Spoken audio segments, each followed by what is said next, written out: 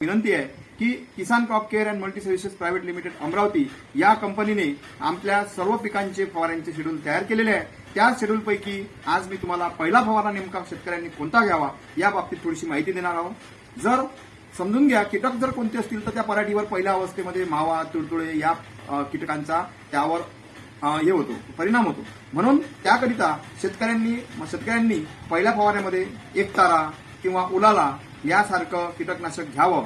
त्याच्यानंतर रस शोषक किड्याखाली आपण हे औषध त्यांना सांगत आहोत आणि त्यासोबतच आपल्या कंपनीचे लिक्विड फॉर्ममध्ये 1919 शक्तिमान हे जर त्या फवाऱ्यामध्ये घेतलं तर तुम्हाला सर्व द्रवरूप खतांची त्या ठिकाणी भर निघून जाते।